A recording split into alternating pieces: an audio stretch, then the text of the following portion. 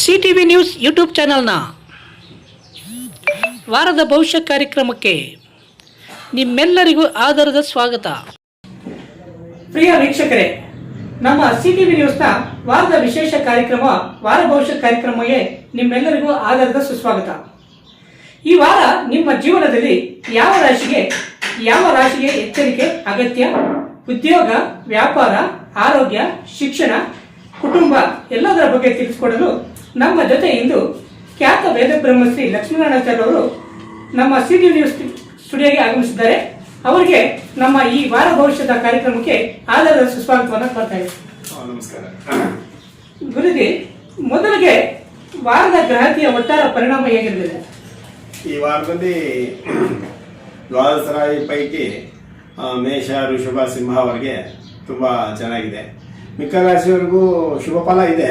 But ಅವರು ಒಂಚೂರು ಎಚ್ಚರಿಕೆಯಿಂದ ಮಾತಾಗಲಿ, ವ್ಯವಹಾರಗಳಾಗಲಿ ಅಥವಾ ತುಂಬ ನಂಬಿಕೆಯಿಂದ ಎಲ್ಲಾದರೂ ಬರಹ ಇರೋದು ಆ ರಾಶಿಗಳವರು ಸ್ವಲ್ಪ ಎಚ್ಚರಿಕೆ ವಹಿಸಿದರೆ ತುಂಬ ಒಳ್ಳೆಯದು ಅವರಿಗೆ. ಮೊದಲು ಮೇಷರಾಶಿಯವರೊಂದಿಗೆ ವಾರ ಭವಿಷ್ಯದ ಪ್ರಾರಂಭ ಮಾಡೋಣ. ಸ್ವಾಮೀಜಿ, ಈ ವಾರದಲ್ಲಿ ಮೊದಲನೇದಾಗಿ ಮೇಷರಾಶಿಯವರಿಗೆ ಭವಿಷ್ಯ ಹೇಗಿರುತ್ತೆ ಮತ್ತೆ ಏನೆಲ್ಲ ಮಾಡ್ಬೋದು, ಅವ್ರು ಏನೆಲ್ಲ ಮಾಡಬಾರ್ದು? ಮೇಷರಾಶಿಯವರಿಗೆ ಈಗ ಒಂದು ವರ್ಷದಿಂದ ಶುರುವಾಗಿದೆ ಶನಿ ದೋಷ. ಬಟ್ ಅದು ಇದ್ರೂ ನಮಗೆ ಶಾಂತವಾಗಿ ಮೇಷರಾಶಿಯನ್ನು ಚೆನ್ನಾಗಿ ನೋಡ್ಕೊತಾನೆ. ಅದರ ಜೊತೆಯಲ್ಲಿ ಬುಧ, ಗುರು, ಶುಕ್ರ ಇವರೆಲ್ಲರೂ ಜೊತೆಗಿರೋದ್ರಿಂದ ಆತ್ಮ ಅಷ್ಟೊಂದು ಪ್ರಭಾವ ಮೇಷರಾಶಿ ಮೇಲೆ ತೋರ್ಸಕ್ಕಾಗಲ್ಲ. ನಡೀತಾ ಇರುತ್ತೆ ಅಷ್ಟೇ. ಅದು ಅವರು ಇರೋದ್ರಿಂದ ಇವರಿಗೆಲ್ಲ ಶುಭ ಫಲನೇ ಇರುತ್ತೆ ಮೇಷರಾಶಿಯವರಿಗೆ. ತುಂಬಾ ಧನ್ಯವಾದಗಳು. ಮತ್ತೆ ಎರಡನೇದಾಗಿ ವೃಷಭ ರಾಶಿಯವರಿಗೆ ಈ ವಾರದಲ್ಲಿ ಭವಿಷ್ಯ ಆಗಿರುತ್ತೆ, ಮತ್ತೆ ಅವರ ಯಾವ ತರ ನಡ್ಕೋಬೇಕು, ಮುಂದೆ ಯಾವ ತರ ಏನಾದ್ರು ಸಮಸ್ಯೆಗಳು ಉಂಟಾಗುತ್ತಾ? ವೃಷಭ ರಾಶಿಯವರು ಒಂಚೂರು ಎಚ್ಚರಿಕೆ ಇದ್ರೆ ಒಳ್ಳೇದೇ. ಆದರೂ ಅವರು ರಾಶಿ ಫಲದಲ್ಲಿ ಏನೂ ತೊಂದರೆ ಇಲ್ಲ, ಚೆನ್ನಾಗಿ ನಡೀತಾ ಇದೆ. ಆದರೆ ಅವರು ಸ್ವಲ್ಪ ಒಂದು ಆರೋಗ್ಯ ಕಡೆ ಒಂಚೂರು ಗಮನ ಹರಿಸೋದು ತುಂಬ ಒಳ್ಳೆಯದು. ಅವಾಗೂ ಫ್ರೀ ಆಗಿದ್ದಾಗ ಮೊಳಗಾಲು, ಕೈಗಳು ಇವೆಲ್ಲ ನೋವುವಂಥ ಅವೆಲ್ಲ ಇರುತ್ತೆ.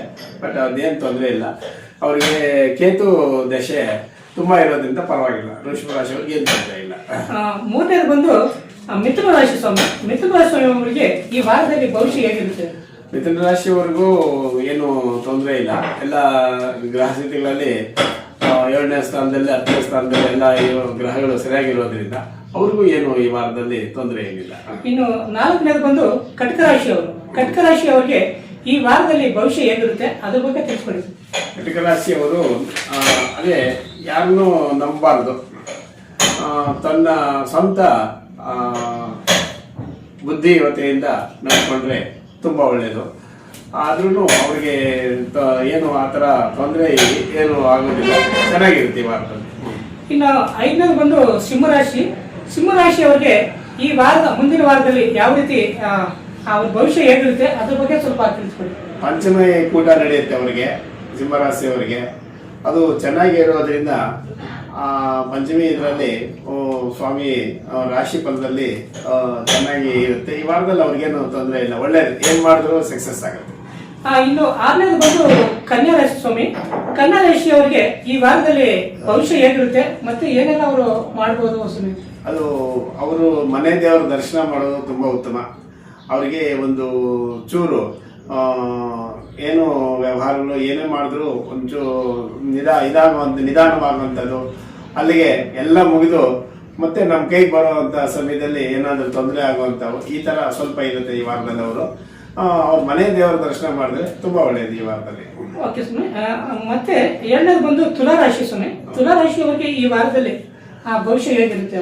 ತುಲಾ ರಾಶಿಯವರಿಗೆ ಏನು ತೊಂದರೆ ಇಲ್ಲ. ಅವರು ದ್ವಾದಶ ರಾಶಿಯಲ್ಲಿ ಅತ್ಯುತ್ತಮವಾಗಿರೋದ್ರಿಂದ ರಾಶಿ ಎಲ್ಲ ಗ್ರಹಕೂಟಗಳು ನಡೀತಾ ಇರೋದ್ರಿಂದ ಅವರು ಎಲ್ಲ ಇದಕ್ಕೆ ಅವ್ರಿಗೂ ಏನು ತೊಂದರೆ ಇಲ್ಲ, ಪರವಾಗಿಲ್ಲ ಈ ರಾಶಿಯವರಿಗೆ. ಇನ್ನು 8ನೇ ರಾಶಿ ಬಂದು ವೃಶ್ಚಿಕ ರಾಶಿಯವರು. ವೃಶ್ಚಿಕ ರಾಶಿಯವರಿಗೆ ಈ ವಾರದಲ್ಲಿ ಭವಿಷ್ಯ ಹೇಗಿರುತ್ತೆ? ವೃಶ್ಚಿಕ ರಾಶಿಯವರು ಒಂದು ಚೂರು ಸ್ವಲ್ಪ ಎಚ್ಚರಿಕೆಯಿಂದ ಇರಬೇಕು. ಅವರು ಈ ವಾರದಲ್ಲಿ ಈ ಬುಧವಾರ, ಗುರುವಾರ ಒಂಚೂರು ಅಡಚಣೆಗಳು, ಸ್ವಲ್ಪ ವ್ಯವಹಾರಗಳು ಅವರು ಈ ಇದು ಮಾಡುವಾಗ ನಮ್ಮ ತುಂಬ ನಮ್ಗೆ ಬೇಕಾದವರಿಂದ ಸ್ವಲ್ಪ ತೊಂದರೆಗಳಾಗುತ್ತೆ. ಆ 2 ದಿನ ಮಾತ್ರ ಸ್ವಲ್ಪ ನೀವು ಎಚ್ಚರವಾಗಿದ್ರೆ ಮತ್ತೆ ಈ ವಾರದಲ್ಲಿ ಏನು ತೊಂದರೆ ಇಲ್ಲ, ಚೆನ್ನಾಗಿರುತ್ತೆ. ಇನ್ನು 9ನೇದು ಬಂದು ಧನುಷ ರಾಶಿಯವರಿಗೆ. ಧನುಷ ರಾಶಿಯವರಿಗೆ ಈ ವಾರದಲ್ಲಿ ಏನೆಲ್ಲ ಸಮಸ್ಯೆಗಳು ಉಂಟಾಗಬಹುದು, ಏನೆಲ್ಲ ಲಾಭ ಆಗಲಿದೆ, ಇದ್ರ ಬಗ್ಗೆ ಸ್ವಲ್ಪ ತಿಳಿಸ್ಕೊಡಿ. ಧನುಷ ರಾಶಿಯವರಿಗೆ ತುಂಬಾ ಚೆನ್ನಾಗೇ ಇದೆ, ಏನು ಆತರ ತೊಂದರೆ ಆಗುವಂತದ್ದು ಏನಿಲ್ಲ. ರಾಶಿಯವರು ಏನು ಭಯಪಡಬೇಕಲ್ಲ. ಆದ್ರೆ ಅವರು ಓಡಾಡುವಾಗ 2 ವೀಲರ್ ಅಲ್ಲಿ ಒಂಚೂರು ಜಾಗ್ರತೆ ವಹಿಸಿ ಅಷ್ಟೇ. ಇನ್ನು ಮಿಕ್ಕ ಹೋಗುವಾಗ ಭಗವಂತರಿಗೆ ಅಥವಾ ದೊಡ್ಡವರಿಗೆ ನಮಸ್ಕಾರ ಮಾಡ್ಕೊಂಡ್ರೆ ಏನು ತೊಂದರೆ ಇಲ್ಲ. ಅವ್ರಿಗೂ ಈ ವಾರದಲ್ಲಿ ಶುಭ ಆಗುತ್ತೆ. ಈಗ 2 ವೀಲರ್ ಅಂತ ಇದ್ದಾರೆ, ದ್ವಿಚಕ್ರ ಹೋಗ್ಬೇಕಾದ್ರೆ ಅವ್ರಿಗೆ ಏನಾದ್ರು ಸಮಸ್ಯೆಗಳಾಗುವಂತ ಸಮಸ್ಯೆಗಳಾಗುತ್ತೆ.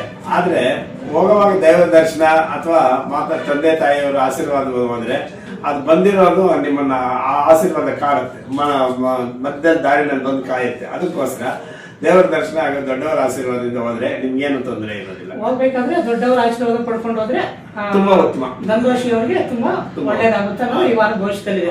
ಮತ್ತೆ 10ನೇದು ಬಂದ್ಬಿಟ್ಟು ಮಕರ ರಾಶಿಯವರು ಸಮಯ. ಮಕರ ರಾಶಿಯವರು ಈ ವಾರದಲ್ಲಿ ಅವ್ರ ಭವಿಷ್ಯ ಹೇಗಿರುತ್ತೆ, ಯಾವ ರೀತಿ ನಡ್ಕೋಬೇಕು? ಮಕರ ರಾಶಿಯವರು ಏನು ವಾರದಲ್ಲಿ ಅವ್ರಿಗೆಲ್ಲಾನು ಅನುಕೂಲತೆನೇ ಇದೆ. ಅವರು ಬೇಕಾದ ಸಮಸ್ಯೆಗಳು ಎದುರಿಸಬಹುದು. ಆದ್ರೆ ಮನೆಯಲ್ಲಿ ದೊಡ್ಡ ಹಿರಿಯರಿಗೆ ಯಾರಿಗೂ ಸ್ವಲ್ಪ ತೊಂದರೆ ಇರುತ್ತೆ, ಅವ್ರನ್ನ ಸ್ವಲ್ಪ ಗಮನಿಸ್ಕೋಬೇಕಾಗತ್ತೆ. ಅದು ಗಮನಿಸ್ಕೊಂಡು ಅವರ ಆರೋಗ್ಯನ ಅಥವಾ ಅವರ ಸಮಸ್ಯೆಯನ್ನು ಅಂತ ಗಮನಿಸಿ ಇದು ಮಾಡ್ಕೊಂಡ್ರೆ ಅಷ್ಟು ವಿನಃ ಈ ರಾಶಿಯವರಿಗೆ ಬೇರೆ ಏನು ತೊಂದರೆ ಇಲ್ಲ. ಒಟ್ಟಾರೆ ಹಿರಿಯರ ಬಗ್ಗೆ ಹೆಚ್ಚು ಗಮನ ಕೊಡಬೇಕು ರಾಶಿಯವರು ಈ ವಾರದಲ್ಲಿ. ಮತ್ತೆ 11ನೇದು ಬಂದು ಕುಂಭರಾಶಿಯವರ ಸಮಯ. ಕುಂಭರಾಶಿ ಅವರು ಈ ವಾರದಲ್ಲಿ ಅವ್ರ ಭವಿಷ್ಯ ಹೇಗಿರುತ್ತೆ? ಕುಂಭರಾಶಿಯವರು ತುಂಬಾ ಜಾಗೃತ ಇರ್ತದೆ, ಸೂಕ್ಷ್ಮ ಬುದ್ಧಿ ಇರುತ್ತದೆ, ಹಾಗೂ ಅವರು ಚಟುವಟಿಕೆಗಳಲ್ಲಿ ತುಂಬಾ ಇದುವರೆಗೂ ಮುಂದುವರೆದಿರ್ತಾರೆ, ಈಗಲೂ ಮುಂದುವರಿತಾರೆ. ಆದ್ರೆ ಸ್ವಲ್ಪ ಹಿಂದು ಮುಂದೆ ನೋಡ್ಕೊಂಡು ಹೊಡೆದ್ರೆ ಮೊದಲ ತರಾನೇ ಬಿಡು ಅಂತ ಹೇಳಿ ಮುಂದೆ ಹೋಗ್ಬಾರ್ದು, ಒಂಚೂರು ಗಮನಿಸ್ಕೊಂಡು ಹೋದ್ರೆ ತುಂಬಾ ಉತ್ತಮ. ಓಕೆ ಸ್ವಾಮಿ, ಕೊನೆಯದಾಗಿ ಮೀನರಾಶಿಯವರು. ಮೀನರಾಶಿಯವರಿಗೆ ಈ ವಾರದಲ್ಲಿ ರಾಶಿ ಭವಿಷ್ಯ ಹೇಗಿರ್ತದೆ? ರಾಶಿ ಪಕ್ಕದ ಮನೆಯಲ್ಲಿ ಸ್ವಾಮಿ ಮಹಾತ್ಮನಿರೋದ್ರಿಂದ ಈ ರಾಶಿಯವರಿಗೆ ಆವಾಗ ಸ್ವಲ್ಪ ಸ್ವಾಮಿ ಟಚ್ ಆಗುತ್ತೆ.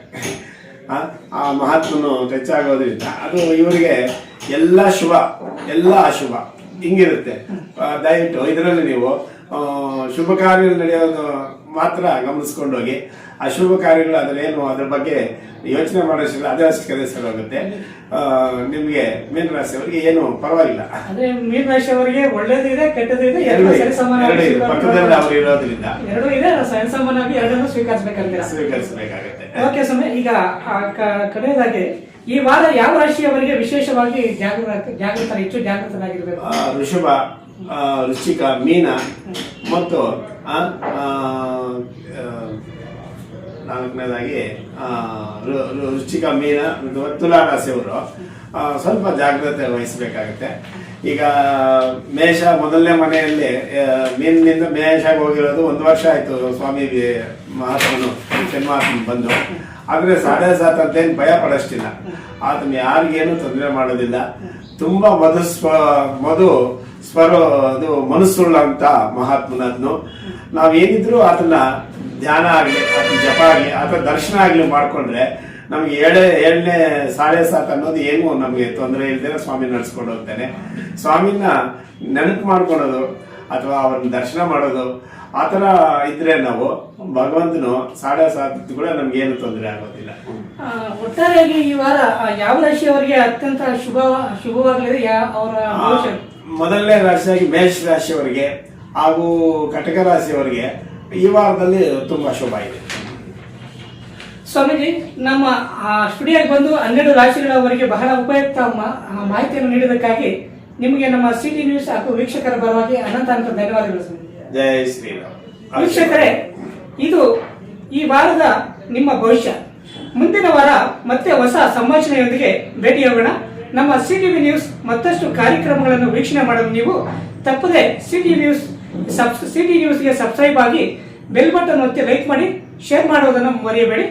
ಮುಂದಿನ ವಾರ ಮತ್ತಷ್ಟು ವಿಷಯಗಳೊಂದಿಗೆ ರಾಷ್ಟ್ರ ಭವಿಷ್ಯ ಮುಂದುವರಿಯಲಿದೆ. ಎಲ್ಲರಿಗೂ ಧನ್ಯವಾದಗಳು.